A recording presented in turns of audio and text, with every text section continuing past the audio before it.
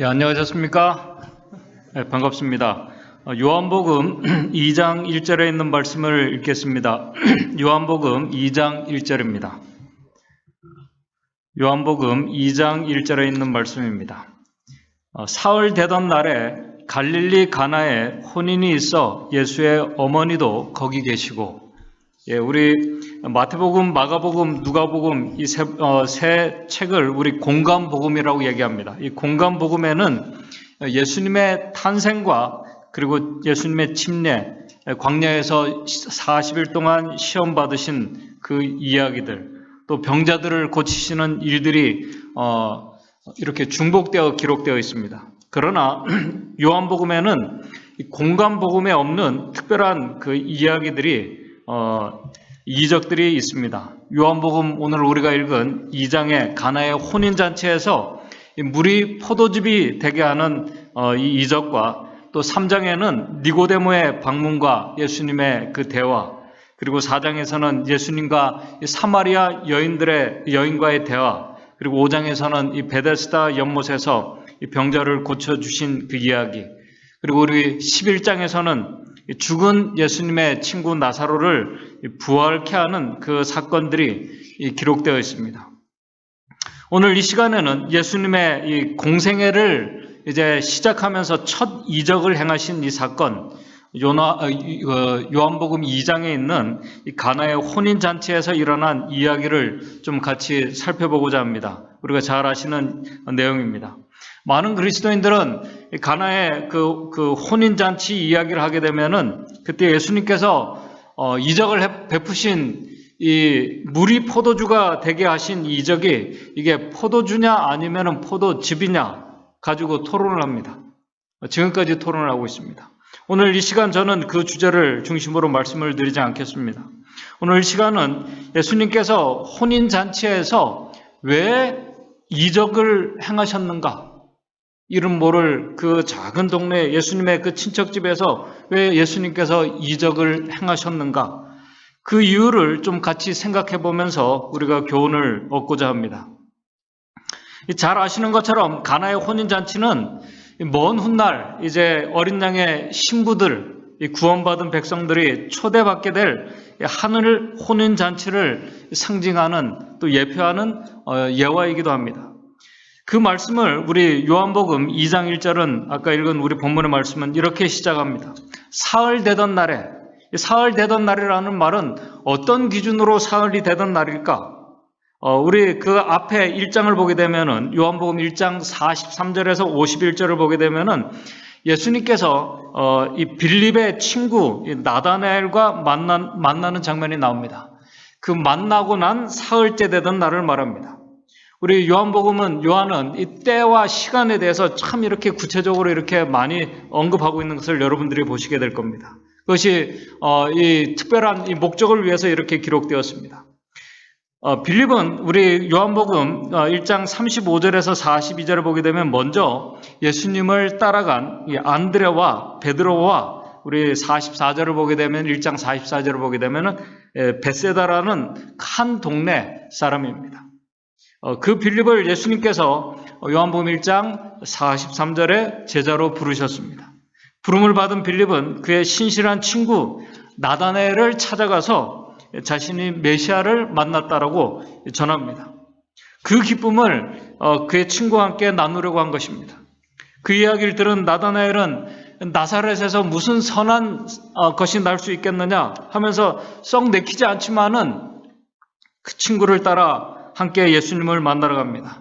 우리 잘 아시는 것처럼 신실하고 이 거짓이 없는 이 나다나엘이 드디어 메시아를 1장 47절에서 만나게 됩니다.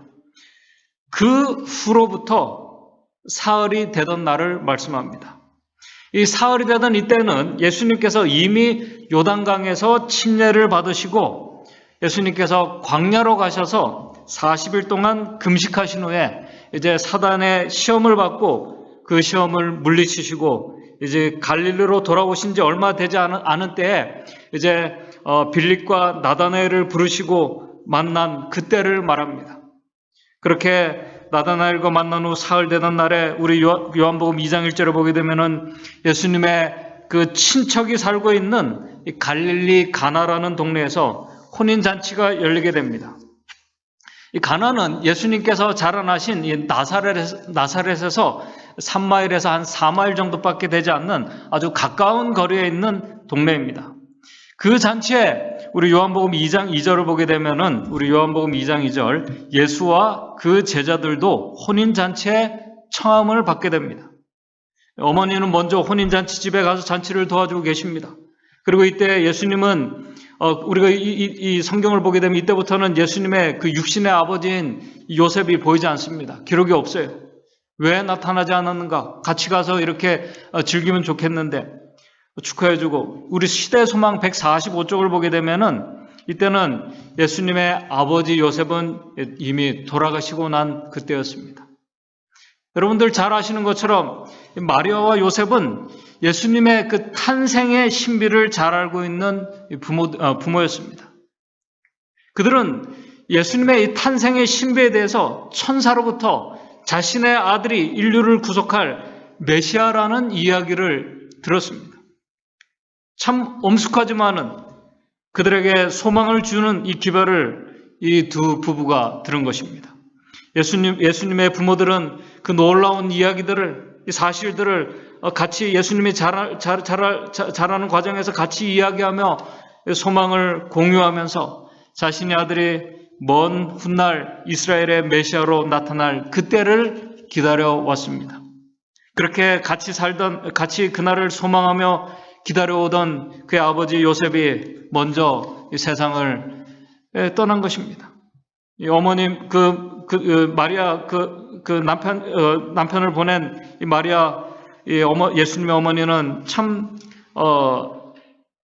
그 예수님의 태어나는 과정의 그 신비와 천사의 그 놀랍고도 참 두려운 이야기를 들으면서 그 신비와 소망을 같이 나눌 수 있는 사람을 이제 같이 공유했던 그 사람이 이제 떠나고 이제 그 이야기를 나눌 수 있는 사람이 이 세상에는 아무도 없게 된 것입니다. 자신의 말을 믿어줄 사람이 없는 것입니다. 그러나 위로가 되는 것은, 이 감사한 것은 사랑하는 아들 예수께서 그의 가족의 희망이며 어머니의 말씀을 잘 순종하면서 예수님 때문에 이 어머니가 위로를 받고 어려운 시간들을 버텨나갈 수 있었습니다. 그런데 그 다 자란 이 예수님께서 2달 전에, 우리 시대의 성경을 보게 되면 2달 전에 예수님께서 집을 떠난 것입니다. 그리고 이 나사렛에 들려오는, 어머니에게 들려오는 소식은 예수님께서 요단강에 가셔서 이 요한에게 침례를 받았다는 것입니다. 그리고 예수님께서 침례를 받으실 때 성령께서 그분에게 임하시는 것을 이 어머니 마리아도 듣게 되었습니다. 그때 이 어머니 마리아는 예수님께 성령이 임하시고 그다음에 침례를 받고 하는 그 모든 과정의 이야기를 들으면서 천사가 예수님께서 태어날 때 그에게 알려준 이야기들을 기억하면서 이제 자신의 아들 예수가 이 세상의 메시아로 나타날 때가 되었다고 기대를 가지게 되었습니다.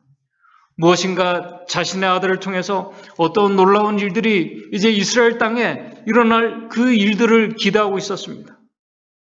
어려서부터 예수님께서 보여주신 그 친절함과 이기심이 없는 그 생애를 계속 지켜온 이 부모는 또 아들의 신실함을 보고 경험한 마리아는 이제 큰 어떤 기대와 소망을 가지고 있었습니다. 근데 들려오는 소식은 예수님께서 침례를 받으시자마자 사람들에게로 간 것이 아니라 이상하게도 광야로 떠났다는 소식을 그 어머니가 듣게 되었습니다.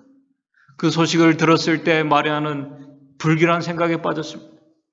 왜 광야로 갔을까? 왜 광야로 갔을까? 탄생의 신비를 알려준 이 천사가 그 기별들이 진실인가? 아니면 우연인가? 이 불안과 실망이 될 때 이 불안한 마음을 가지고 의논할 이 남편 요셉이 없는 것입니다. 그때 이 마리아의 모습을 우리 시대의 소망 145쪽에는 지난 2달 동안 예수님께서 떠나시고 침례를 받으시고 광야를 갔던 그 2달 동안 그녀는 매우 슬펐다라고 이렇게 기록을 하고 있습니다. 힘들고 불안한 가운데 오래전 그 불안한 그 마음을 가지고 예수님께서 12살 때 성전에 갔다가 돌아오던 길에 예수님을 3일 동안 잃어버리고 찾아다닌 그 일들을 기억하면서 이 어머니는 광야로 간 예수께서 속히 돌아오시기를 간절히 기도하며 기다리고 있었습니다. 감사하게도 2달 만에 예수님께서 돌아오신 것입니다.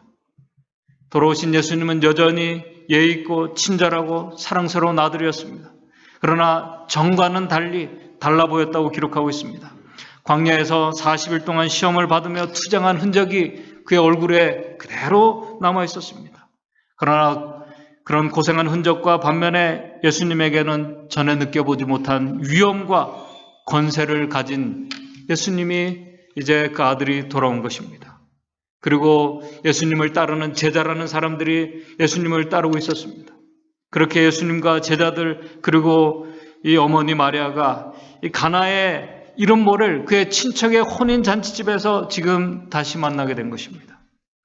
그 유대인들의 전승에 의하면은 그 전승을 모은 이 미시나라는 책에 의하면은 일반적으로 이 처녀가 혼인을 하게 되면은 수요일에 일반적으로 다 그런 건 아니지만 대부분 수요일에 잔치를 시작을 한다고 그럽니다.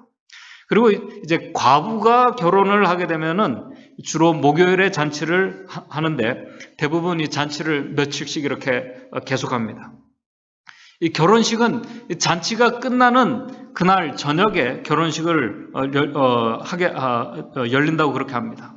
특별히 가난과 이 중노동으로 살아가는 그 당시 유대인들에게 이 마을의 이 결혼 이 잔치는 즐거운 축제와 같은 행사였습니다. 그렇기 때문에 마을 축제에 많은 사람들이 참석을 했습니다. 그 잔치를 배설하는 혼주는 당연히 신경을 써야 됩니다. 가나의 혼인잔치가 그렇게 시작이 되었습니다. 오랜만에 만난 손님들이 이제 인사를 나누고 음식을 먹으면서 분위기는 아주 화기애애했습니다. 여러분들이 잔치집에 가는 그런 분위기였을 것입니다. 그런데 그곳에 참석한 손님들이 이제 그 화기애애한 분위기가 이상하게도 그들의 관심과 눈길이 예수님에게로 향하고 있었습니다. 마리아는 메시아가 될 아들이 드디어 돌아왔고 그 사람들이 그 예수님을 주목하는 것을 보고 느끼기 시작을 했습니다. 우리 인간 어머니로서 마리아는 자신의 아들이 그곳에서 메시아라는 어떤 특별한 이적과 이 이벤트 같은 것을 일어나기를 은근히 바라고 기대하고 있었습니다. 그렇게 기다리고 있는 바로 그때 우리 요한복음 2장 3절입니다. 요한복음 2장 3절에 잔치집에 포도주가 떨어진 것입니다. 포도주가 모자란지라. 바로 그때 기회를 잡은 예수님의 어머니가 우리 3절에 보게 되면 예수에게 이르되 저희에게 포도주가 없다 하니, 여러분들 음식이 떨어졌으면은 누구에게로 가야 됩니까? 혼주에게 가야 되죠. 혼주에게 가야 되는데 왜 예수님에게로 갔을까? 특별히 이 잔치집에 음식이 떨어졌다는 것은 여러분들이 잘 아시는 것처럼 이 포도주가 떨어졌다는 것은 이 하객들을 대접하는데 소홀히 했다는 이 표이기도 했습니다. 그러나 예수님의 어머니는 아주 이상하게도 침착하게 자신의 아들에게 가서 이 난감한 상황을 압니다. 한마디로 이 상황을 난감하고 이 상황을 해결해 달라는 것입니다. 그런데 예수님의 어머니의 말을 들은 이 아들 예수께서 요한복음 2장 4절에 이렇게 대답합니다. 예수께서 가라사대 여자여 나와 무슨 상관이 있나이까? 내 때가 아직 이르지 못하였나이다. 여기 여러분들이 잘 아시는 것처럼 여자여라는 히브리어 구네라는 단어는 무례한 표현 같지만은 동방에서는 아주 존경과 명예를 나타내는 일반적인 호칭입니다. 예수님께서 십자가에 돌아가실 때에 요한에게 예수님의 어머니 마리아를 부탁할 때에도 요한복음 19장 26절에는 이렇게 기록하고 있습니다. 요한복음 19장 26절에 예수께서 그 모친과 사랑하시는 제자가 곁에 섰는 것을 보시고 그 모친에게 말씀하시되 여자여 보소서 아들이니다 하고, 그 십자가에 달려 돌아가시는 그 위급한 순간에도 예수님께서는 어머니를 생각하며 어머니에게 요한을 소개하고 부탁했습니다. 그때 요한이 요한복음 19장 27절에 그때로부터 그 제자가 자기 집에 예수님의 어머니를 모셨다라고 그렇게 기록을 하고 있습니다. 부모를 공경하라고 친히 명령하신 분이 예수님이십니다. 부모를 공경하라고 친히 명령하신 분이 예수님이십니다. 그 부모를 공경하라고 명령하신 그분께서 육신의 부모를 예수님께서 죽을 때까지 공경하며 섬기시는 모습을 우리가 성경을 통해서 보게 됩니다. 그분은 누가복음 2장 51절에 이제 어렸을 때 예루살렘에서 돌아왔을 때 나사렛에 이르러 순종하시면서 지금까지 부모님의 말씀에 순종하며 공경하며 받들어 오신 분이셨습니다. 아버지 요셉이 먼저 떠났을 때, 계시지 않았을 때 누구보다도 의지했던 예수 그리스도입니다. 어머니의 마음을 잘 유로해 주었던 분입니다. 한 번도 성쾌하지 않았던 예수 그리스도, 순종했던 그 아들이 또 그 아들에게, 그리고 그가 메시아가 될 아들에게, 그 아들에게 지금 이 위급한 참 난감한 이때 자신을 이롭게 하는 것이 아니라 모두를 이롭게 하면서도 한편으로는 인간적인 어머니로서 아들에 대한 꿈이 실현되기를 바라는 그 마음으로 아들에게 특별한 요구를 지금 한 것입니다. 그런데 그 어머니의 요구에 예수님께서 아주 공손하게 내 때가 아직 이르지 못했다고 말씀하시는 것입니다. 지금 예수님께서 말씀하신 그 때를 어머니 마리아가 이해했을까요? 전혀 이해하지 못했습니다. 영세전부터 그분께서 계획하고 준비해 오신 하나님의 놀라운 이 구속의 계획이 그 계획을 성취하실 그때는 만왕요한께서 이스라엘의 왕으로 등극하는 것이 아니라 우리 이사야 53장에 나온 것처럼 강고를 많이 겪으시고 질고를 아는 자로서 십자가를 지고 돌아가시는 그 때를 말씀하는 것입니다. 그때가 아직 이르지 않았다는 것입니다. 그 하나님의 계획과 예수님의 그 사명을 이 어머니 마리아가 알 리가 없는 것입니다. 예수님께서 침례를 받으시고 시작하신 그분의 이 공생애는 이제 예수님께서 침례를 받으시고 그분의 공생애를 시작하신 이 시작은 이제부터는 사람의 아들이 아닌 지극히 높으신 아들의 아들로서 세상적인 어떤 인연관계로 그분의 사명이 방해를 받거나 영향을 이제 끼쳐서는 안 되었습니다. 그럼에도 이 사실을 이해하지 못하는 어머니는 아들 예수가 메시아의 능력을 발휘해서 인간적인 필요와 그 요구에 필요적절하게 잘 예수님의 능력을 사용하시고 또 그 아들이 많은 사람들에게 알려지기를 원하셨습니다. 여러분들 어떻게 생각하십니까? 이건 당연한 어떤 부모님의 기대와 그 바람입니다. 앞에서 말씀을 드린 것처럼 마리아는 예수님의 사업과 그분이 가셔야 할 길을 이해하지 못했습니다. 인간 부모로서 당연히 자연히 가질 수 있는 마음입니다. 그것이 희망이라고 이해할 수 있는 희망이고 어머니의 마음이었습니다. 그러나 우리 시대의 소망 증언의 말씀에는 비록 마리아가 육신적인 어머니였지만 이렇게 기록하고 있습니다. 147쪽에 어떤 세상적 인연 관계도 예수님의 사명을 방해하거나 그의 행동에 영향을 끼쳐서는 안 되었다. 그는 하나님의 뜻을 행하기 위하여 자유롭게 되셔야 했다. 오늘 여기서부터 이제 아주 중요한 교훈의 말씀을 전하려고 합니다. 아주 중요한 교훈을 우리에게 말씀하고 있습니다. 여러분들 한번 생각해 보십시오. 아들이 메시아라는 사실을 알고 그 아들에게 신비한 능력이 있다는 사실을 알면은 다른 사람도 아닌 이 친척이, 가족이 어렵고 난처한 상황에 빠졌을 때 그 능력을 사용해서 또 사용하고 보여주기를 요구하는 것 충분히 요구할 수 있습니다. 그러나 우리 시대의 소망에는 하나님의 요구는 인간관계의 인연보다도 훨씬 높다. 어떤 이 땅의 매력도 하나님께서 우리에게 걷도록 명령하신 길에서 우리의 발을 이탈시키도록 해서는 안 된다. 어떻게 보면은 이 증언의 말씀과 예수님의 지금 공손하지만은 그 어머니에게 대답하신 예수님의 말씀은 참 냉정한 말씀처럼 보여요. 참 냉정한 말씀처럼. 그러면서 우리 시대 소망에 이런 말씀을 하고 있습니다. 타락한 인류를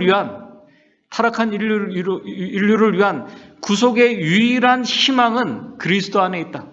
마리아는, 예수님의 육신적인 어머니 마리아는 하나님의 어린 양을 통해서만 구원받을 수 있었다. 예수님을 성령의 능력으로 이렇게 출생한 마리아가 했지만은 마리아도 똑같이 하나님의 어린 양을 통해서만 육신적인 어머니 마리아도 구원을 받을 수 있다는 것입니다. 마리아 자신에게는 아무런 공로도 없었다. 예수와 맺어진 그녀의 관계가 그녀를 다른 어떤 사람들과는 다른 어떤 영적 관계에 두는 것은 아니다. 구주의 말씀 가운데 이 뜻이 나타나 있다. 그는 사람의 아들로서 그리고 하나님의 아들로서의 마리아에 대한 자신의 관계를 명백히 구별하셨다. 육신적인 이 어머니의 어떤 그 베네핏이 있지만은 그 차이가 그를 구원해 줄 수 없다는 것입니다. 그들 사이에 맺어진 혈연 관계가 결코 마리아를 예수님과 어떤 동등한 위치에 놓을 수 없다는 것입니다. 그런 어머니의 요구에 예수님께서 2장 4절에 내 때가 아직 이르지 못하였다고 그렇게 말씀하신 것입니다. 이 대답은 마리아에게만 하신 것이 아닙니다. 지금 예수를 메시아로 믿고 이스라엘 왕으로 이제 서기를 바라고 기대하는 제자들에게도 하신 말씀이었습니다. 마리아의 그 말에 마리아와 제자들은 이제 포도주가 떨어졌다는 그 말을 들은 이 제자들은, 또 제자들과 마리아의 그들은 생각하기를 이 꿈꾸는 메시아에 대한 기대와 소망은 달랐습니다. 그들이 소망하는 것 달랐어요. 그렇지만 무엇인가 예수님에게서 특별한 능력이 나타나기를 기대하고 있었습니다. 어떤 이적을 행하며 사람들의 시선을 이렇게 받고 관심을 한 번에 사로잡는 그런 일들을 통해서 이스라엘의 보좌에 앉기를 바라고 있었습니다. 여러분들, 우리가 이렇게 예수님의 이 말씀과 이 대답과 증언의 말씀에 기초하면은 예수님께서 그 혼인잔치집에서 이적을 행하시는 게 맞습니까? 행하지 않는 게 맞습니까? 지금 제가 이 배경을 좀 설명을 드린 이유가 있습니다. 예수님께서 내 때가 아직 이르지 아니하였다고 하고, 그리고 예수님께서 지금 이적을 행하신 그 모든 공생의 그 이적들과 앞으로 행하실 이적들과 또 예수님의 그 구속의 계획과 사명을 우리가 이해하고 그것을 우리가 이해하게 된다면은 그 혼인 잔치집에서 이적을 행하지 않는 것이 맞아요. 영혼을 구원하고 생명을 살리는 데 능력을 행하시며 하나님께 영광을 돌리는 일에 사용되는 것이 맞아요. 그런데 예수님께서 말씀은 그렇게 하시고 이적을 행하신 것입니다. 말씀은 그렇게 하시고 이적을 행하신 거예요. 왜 예수님께서 그 혼인잔치집에서 이적을 행하셨을까? 아까 제가 서두에 드린 질문입니다. 왜 이적을 행하셨을까요? 혼주가 친척이기 때문에, 어머니가 부탁을 했기 때문에, 예수님께서 지금까지 하신 말씀과 증언의 말씀에 기초하면은 무엇인가 말이 맞지 않고 모순된 것처럼 보입니다. 왜 하셨을까요? 오늘 여기 아주 중요한 교훈을 우리가 배워야 됩니다. 그 이유를 우리 시대소망의 147쪽, 148쪽에 이렇게 말씀하고 있습니다. 그러나 비록 마리아가 그리스도의 사명에 대한 바른 개념을 가지지 않고 있지만은 그녀는 예수를 전적으로 신뢰했다. 예수께서 이 믿음에 응답하셨다라고 그렇게 기록하고 있습니다. 아주 중요한 교훈입니다. 아들을 떠난 그에 대한 전적인 신뢰, 예수 그리스도에 대한 전적인 믿음, 예수님의 사명을 전혀 이해하지 못하고 그분께서 가셔야 할 길에 대한 개념조차 가지지 못한, 전혀 이해를 하지 못하지만은 예수께서 메시아라는 사실, 하나님의 아들이라는 사실에 대한 전적인 이 신뢰, 예수님께서 그 믿음에 응답하셨다는 것이 사실입니다. 그래서 우리 시대소망 147쪽, 148쪽에 첫 이적을 행하신 것은 마리아의 믿음을 높이시고 제자들의 믿음을 굳게 하시기 위함이었다라고 이렇게 기록하고 있습니다. 오늘 하나님의 특별한 섭리와 은혜로 부르심을 받은 저와 여러분들입니다. 하나님께서 우리를 부르셨고 하나님께서 우리에게 맡기신 그분의 이 구속의 사명을 우리가 감당해 나가는데 오늘 우리가 그 사명을 우리가 다 사실은 우리가 올바로 이해하지 못합니다. 하나님의 그 큰 구속의 경륜을 우리가 다 온전히 이해하고 다 우리가 보지 못합니다. 하나님의 그 구속의 섭리와 하나님의 말씀을 우리가 받아들이는 우리의 마음과 생각도 우리가 다 다릅니다.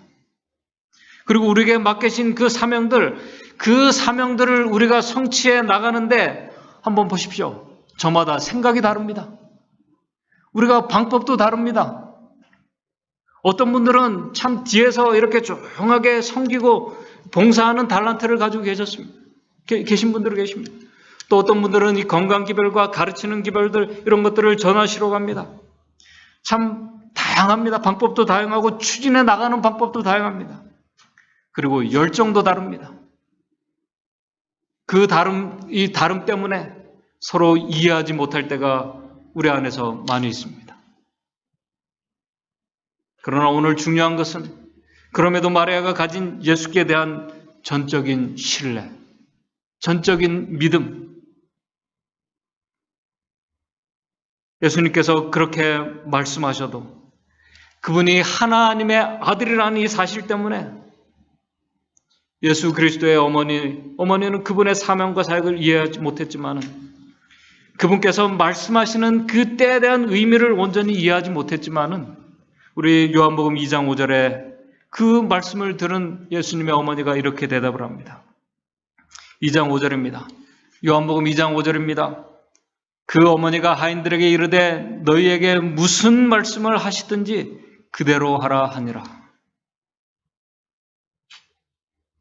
너에게 무슨 말씀을 하시든지 이해할 수 없고 받아들일 수 없는 말씀을 해도 그대로 하라는 것입니다. 여러분 놀라운 믿음 아닙니까? 놀라운 믿음 아닙니까? 예수께 대한 전적인 신뢰, 확신, 믿음이 없으면 나올 수 없는 말입니다.